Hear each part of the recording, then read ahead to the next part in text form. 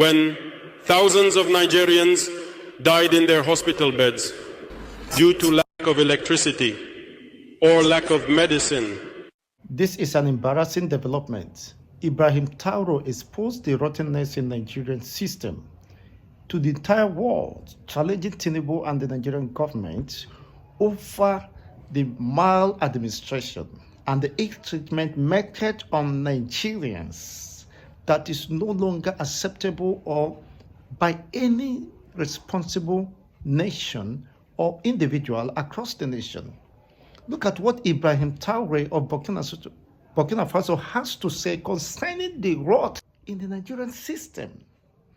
Even in the healthcare system, there is no power, total collapse of the generating or transmission system in Nigeria. Is a mockery to Nigeria being the giant of Africa. Imagine Burkina Faso of yesterday.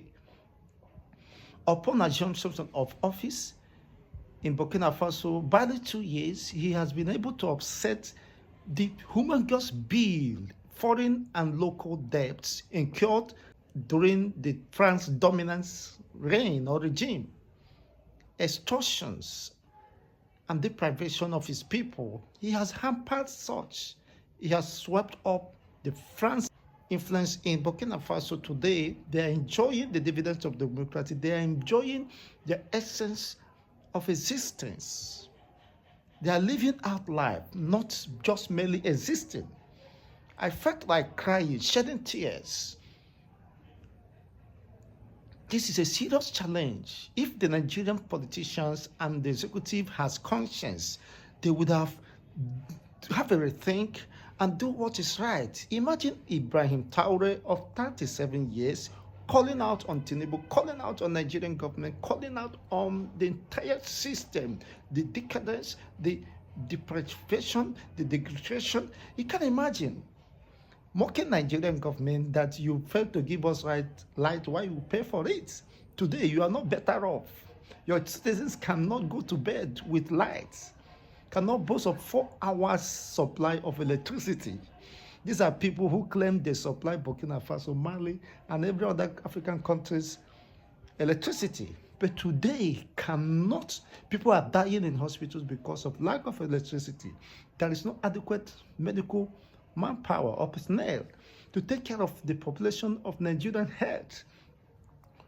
Recently, it was reported in National Daily that more than 300, Nigeria is deficit of medical personnel to the tune of more than 300,000.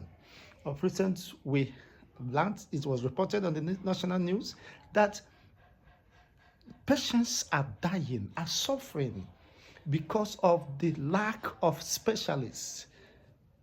Specialists, doctors have fled the shores of Nigeria to other countries where their service is being recognized and where they are being paid for their service and working condition. Now, let me leave you with what Ibrahim Taore has to say. It is the serious challenge, is an indictment on the Nigerian government, on the administration of Ahmed Bola Tinubu that always jet out to France for medical trip, vacations, and the rest of them, while leaving the entire country at the mercy of debt, at the mercy of dilapidated and insufficient manpower in the medical personnel. Just to say the least, it is a worrisome state. It's a state of emergency, and the international community, just Burkina Faso, an African country, is mocking Nigeria today, insulting the intelligence of Nigerians. That look at the country you call yourself giants of Africa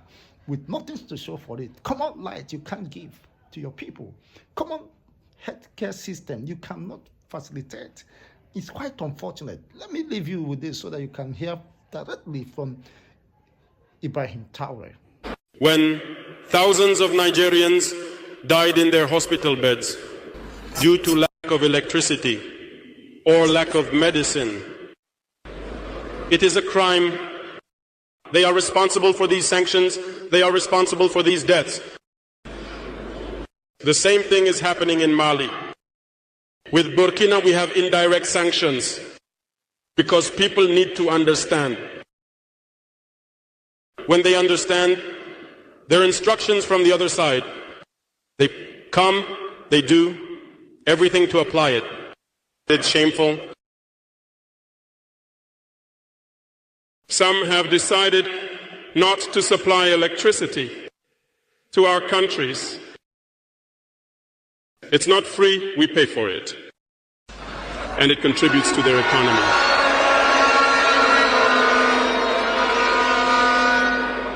They tried to make Mali suffer. And of course, by ignoring all the agreements and no longer providing electricity to Mali, hoping that the population would revolt. It doesn't work.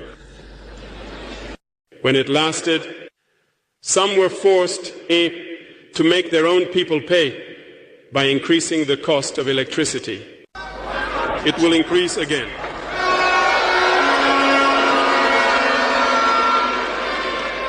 This gives us several lessons. Several lessons in the sense that the independence we take, the sovereignty we take, we must do everything to ensure it.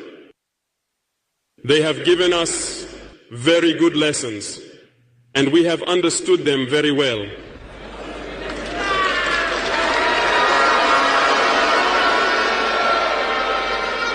Some have closed their ports, which actually goes against all international texts, because you cannot close ports to a landlocked country. They did it, they violated the text. The international community said nothing. No one spoke in ECOWAS. But in the ports, we do not transit our goods for free. We pay.